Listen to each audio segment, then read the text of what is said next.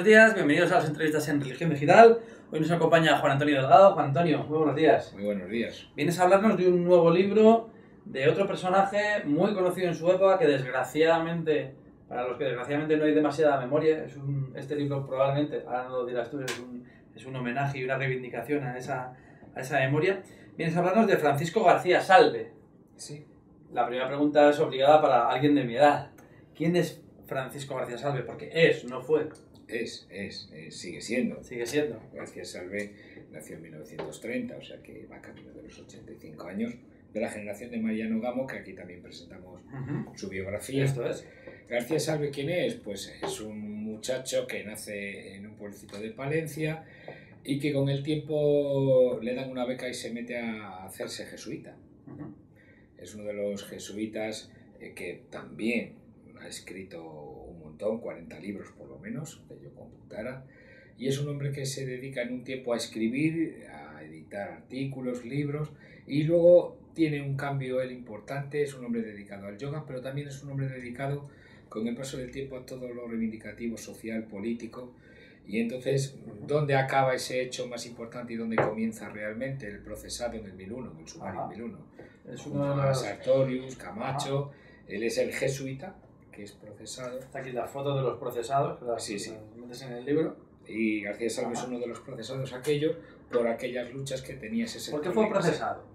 Fueron procesados pues por orden del tribunal de orden público, no es realmente una condena que se les hace en este juicio que se les hace, sobre todo porque ellos pertenecen a comisiones obreras que estaba ilegalizada y lo que reivindicaban eran unas mejoras en la dignidad de los trabajadores, ¿no? ¿A qué fue condenado y por qué? A 19 años de cárcel nada más fue condenado, ¿no? Porque, bueno, nada más.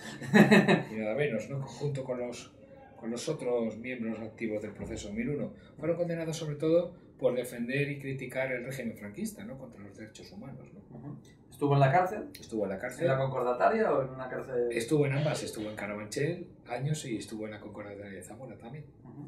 Cuenta en el libro también esa experiencia de la Concordataria. Es un tema extraño, también poco conocido, esas cárceles para sacerdotes, díscolos. Sí, es una cuestión que en toda Europa no se da, y la cárcel concordataria de Zamora en España es una de las paradojas. El país nacional católico tiene una cárcel para curas.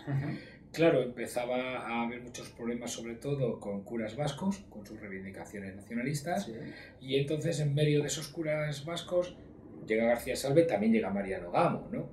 Y entonces se meten a otros sacerdotes también por pertenecer o a comisiones o al Partido Comunista, porque claro, hay que recordar que García Salve no solamente genera las comisiones obreras junto a Camacho, Sartorius, sino que también forma parte del aparato central del Partido Comunista de España.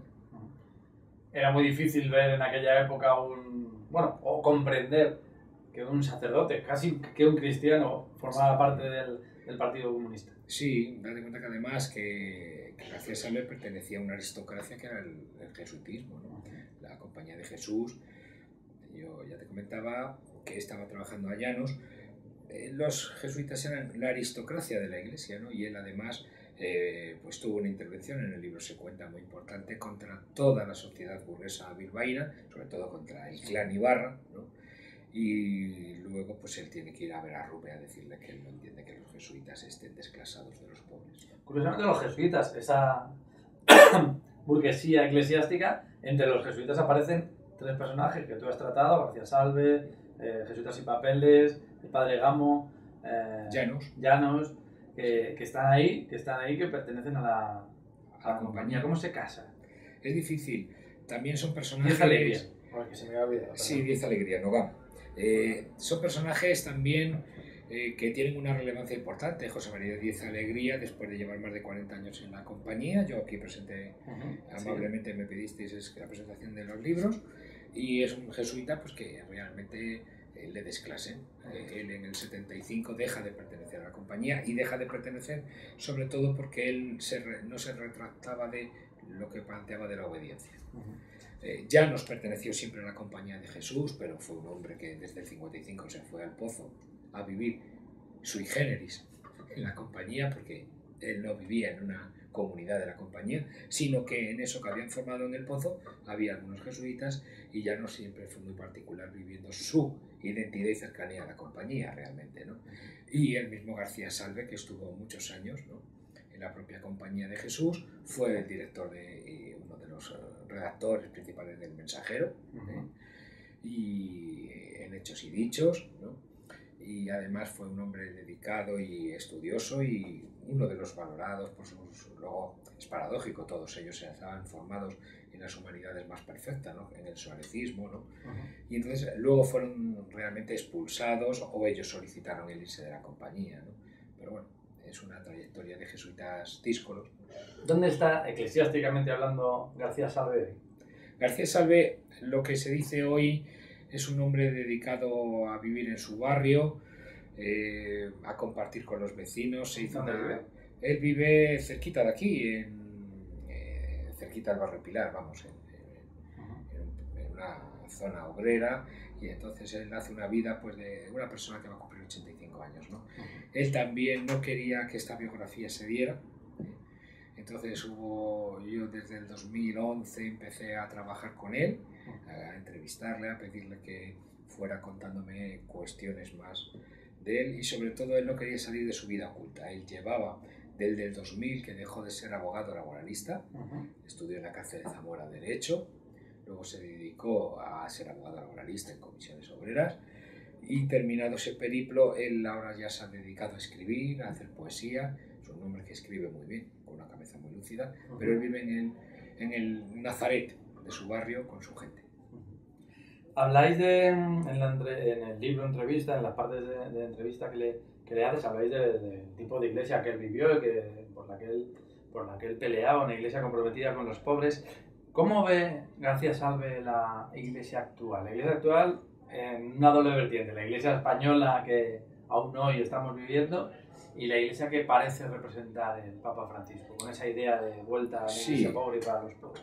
Pues bueno, lo del Papa él lo ve como algo más de esperanza. Es verdad que él sitúa al Papa Francisco como una posibilidad de esperanza, pero también viendo la Iglesia española en concreto, pues él se da cuenta realmente que todas aquellas reivindicaciones, luchas, él estuvo muy animado. Él hizo muchos libros, 40, ¿no? Y él escribió sobre la Gaudium et Spes, dos tomos muy interesantes. Y entonces él creía que el concilio iba a traer también una novedad. En España vio ella con el paso del tiempo que era imposible esa novedad, y ahora ve un poquito de aliento y de esperanza en el Papa. Un paracaidista del demonio, decís aquí en... Sí, eso es una expresión curiosa. Ajá. Esa expresión viene porque viene ya de hace muchos años, cuando se reunía la Trinidad heterodoxa de José María González Ruiz, José María Díez Alegría y José María de Llanos.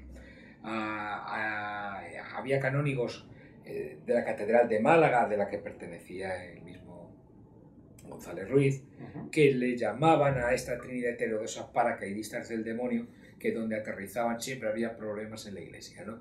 Y luego es una expresión que se quedó para denominar a esta disidencia, ¿no? Vamos a decir en este caso jesuítica, ¿no? Vamos a decirlo, ¿no? Pero bueno, a la disidencia de iglesia, que lo que hacían era según, ¿no?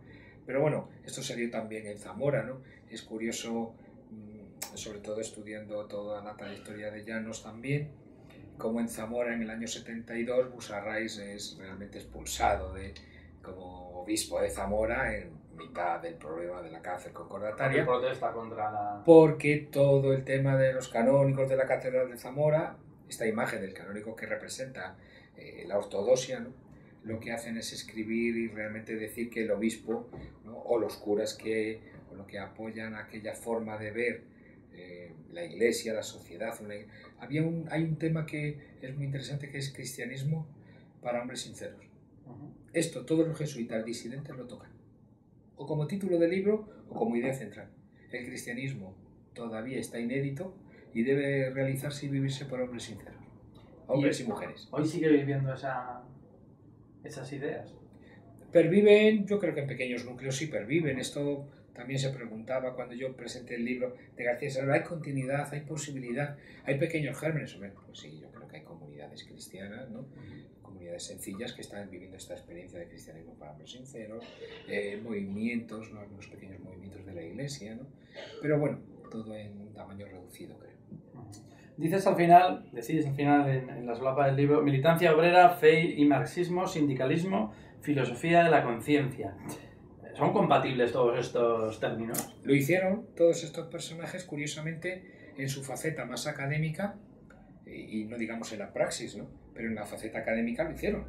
Ellos entablaron Diez Alegrías, Llanos, García Salve, entablaron un diálogo sincero con sus relaciones del cristiano y del marxista, cada uno a su nivel. Y luego lo llevaron a la praxis. La praxis que llevó a aquellas fotos polémicas, por ejemplo, bueno, ya no es que García Salve perteneciera al aparato central del Partido Comunista y en el 81 fue expulsado. Tenemos que recordar que García Salve fue expulsado del Partido Comunista de España por prosoviético. Frente a la línea eurocomunista de Carrillo. O sea, por ser demasiado rojo. Por ser demasiado rojo. Sí. Fue expulsado. Y en aquellas lindes sí que estaba Cristina Almeida, por ejemplo, ¿no? Que estuvo también el otro día en la presentación del libro, ¿no? Y defendían que eran personas que enraizaban la experiencia de fe con la propia experiencia del marxismo, con su análisis crítico. Y Llanos le pasó lo mismo. Recordamos que en el 77 Diez Alegrías y Llanos fueron a la primera manifestación legalizada o al primer mitin del Partido Comunista, y aquel levantamiento de puños de Llanos le trajo miles de problemas. Entonces ellos conjugaban, ¿no? Pero como un problema de conciencia. ¿Por qué no se conoce tanto a estos personajes? ¿Por qué no se les ha reconocido lo suficiente? Yo tengo ahí dos teorías o tres, ¿no? Por ser prudente, creo que la Compañía de Jesús en general tiene a hombres beneméritos en pensamiento, en trabajo, y entonces los tiene y son prudentes y los guardan y ya está. Quiero decir, en esta expresión soy prudente, no sé por qué los guardan, pero los guardan. Quiero decir, de Llanos pues murió y ya está. Sí. García Salve pues es un hombre que estuvo muchos años en la Compañía de Jesús. Diez Alegría, que murió en junio del 2010. Y yo en el funeral que estuve de la Compañía de Jesús jamás se dijo que había sido jesuita. Tuvo, si no recuerdo mal, 60 años de jesuita. Bueno, pues no es que estuvieran 2 días, ¿no? Entonces, por un lado está esta prudencia de la Compañía de Jesús, y por otro lado son personajes que en nuestra iglesia de hoy día no creo que interesen mucho, ¿no? Son parte de una memoria histórica, y sobre todo porque enlazaron aquellos elementos que comentabas, ¿no? El cristianismo y el marxismo, la filosofía como un elemento importante para la crítica, la conciencia como un elemento central, la obediencia en su justa medida, ¿no? Y sobre todo tenían elementos muy radicales, ¿no? Si vemos lo que hablaban sobre la paz, pues claro, Diez Alegría y el mismo García Salve, Llanos en esto no tanto, ¿no? Pero eran incendiarios, ¿no? Te digo porque, igual que desde la Iglesia no se les ha reconocido lo suficiente, sí, al menos el espíritu que ellos defendieron casa mucho con los nuevos movimientos sociales y políticos que estamos experimentando en la España de hoy, que con cierta posibilidad pueden alcanzar el poder próximamente. Sí, es así. Creo que nos faltan referencias, hay pocas referencias, y yo creo que hay que sacar todas las que podamos, ¿no? Pero estos personajes también son de ideas claras. Reivindicaron los derechos humanos, o sea, dice, lucharon para que la Iglesia cambiara. Bueno, lo primero que lucharon es para que las personas tuvieran una dignidad, o dentro de eso que la Iglesia también se abriera y que entendiera cuál era el trabajo con las personas, ¿no? No como objetos, sino más bien como sujetos, ¿no? Pero claro, eso fue toda una transformación que el otro día en la presentación que se hizo de García Salve en el Colegio Obrero San Diego Las Suertes estuvo Nicolás Sartorius, Paquita Sauquillo, Cristina Almeida y el que hace el prólogo, que es el secretario general de Comisiones Obreras, Ignacio Fernández Torso, ¿no? Y todos fueron personas muy sencillas en su exposición, pero de agradecimiento a las personas que eran referentes. Y estaba García Salve, allí en medio, ¿no? Francisco García Salve, preso político, cura obrero y sindicalista de Comisiones Obreras, escrito por Juan Antonio Delgado de la Rosa. En Endimio, en ensayo, ¿cómo podemos encontrar el libro? Está en librerías, pero también hay alguna posibilidad online de... Sí, se puede claramente ir a la página de Endimio, solicitarlo. Sí. La editorial Endimio creo que es bastante conocida, sí, por todo el mundo. Y además son 200 páginas en el que hay un trabajo bastante largo de entrevistas a García Salve y una parte final de archivos históricos inéditos. donde se ha intentado recuperar cosas que no se conocían de García Salve. Pues muchísimas gracias, Juan Antonio, por recuperar esta memoria, por mantenerla viva y por seguir recordándonos ciertos personajes que probablemente no deberían haber sido olvidados y que gracias a libros como el tuyo pueden ser recuperados. Muchas gracias. Y a ustedes pues les esperamos en nuevas ediciones de las entrevistas en Religión Digital. Muy buenos días.